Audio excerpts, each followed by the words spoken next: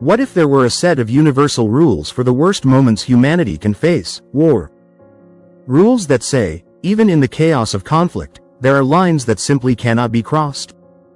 It sounds idealistic, maybe even naive, but such a set of rules actually exists, and it's one of the most important, yet often misunderstood, agreements in modern history: the Geneva Conventions.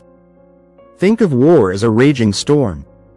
The Geneva Conventions are like the emergency protocols, the lifeboats and safety regulations that everyone, even amidst the fury, agrees to abide by. They don't prevent the storm, but they try to ensure that even in its midst, basic humanity prevails. So, what exactly are the Geneva Conventions? To understand that, we need to travel back in time to the mid-19th century. Picture a battlefield in Italy in 1859. A Swiss businessman named Henry Dunant was horrified by the sheer suffering of wounded soldiers left without care after a brutal battle. It was a turning point. He believed there had to be a better way, a set of rules to protect the vulnerable even in the heart of war. His vision eventually led to the First Geneva Convention in 1864, a landmark agreement focused on the treatment of sick and wounded soldiers on the battlefield. Think of it as the original first aid manual for war. But the world kept changing, and so did warfare. Over the next century, as conflicts became more widespread and devastating, the initial agreement was expanded and updated.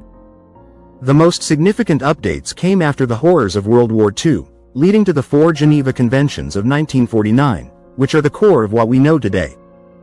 These weren't just minor tweaks, they were a comprehensive overhaul, learning from the mistakes and atrocities of the past. So, what are the core principles of these crucial agreements? Imagine them as a set of fundamental human decencies that apply even when everything else seems to have broken down. First, and perhaps most importantly, is the protection of those who are not actively participating in the fighting.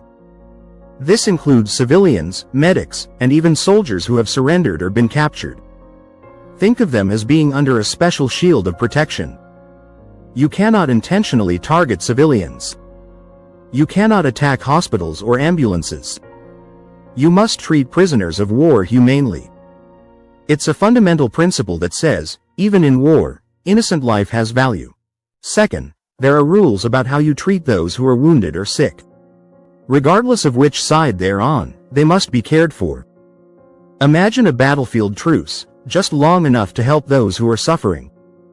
This principle says that medical personnel must be allowed to do their jobs without being attacked, and that the wounded have a right to receive medical attention. Third, the conventions lay down rules about acceptable and unacceptable means of warfare. This is where things get into the complexities of international law, but the underlying idea is to limit unnecessary suffering. Think of it as setting boundaries on the kinds of weapons and tactics that are considered too inhumane.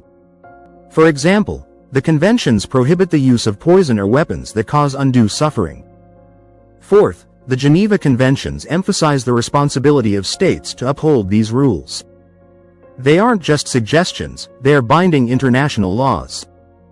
Think of it as a global promise that every signatory country makes to the rest of the world. There are mechanisms in place, though often challenging to enforce perfectly, to hold individuals and states accountable for violations. Now, it's crucial to understand that the Geneva Conventions are not a magic wand that can stop all the horrors of war. They are often violated, and holding perpetrators accountable can be incredibly difficult. But their existence is a testament to humanity's enduring belief that even in the darkest of times, there must be some limits. Think of them as a moral compass in the fog of war. They provide a framework, a set of ideals that, even when not perfectly followed, serve as a crucial benchmark for judging conduct and striving for better. So, let's bring it all home. The Geneva Conventions are more than just dusty legal documents. They represent a fundamental agreement about how we should treat each other, even when we are in conflict. They are a recognition of our shared humanity, a line drawn in the sand that says, no matter how brutal things get, some things are simply wrong. While the news may often highlight the violations of these conventions, it's important to remember their power and their purpose. They are a work in progress, constantly being tested and debated, but their underlying principles, protecting the vulnerable, caring for the wounded, and limiting unnecessary suffering, remain as vital today as they were in Henry Dunant's time. They are a reminder that even amidst the storm of war, the spirit of humanity can, and must, endure.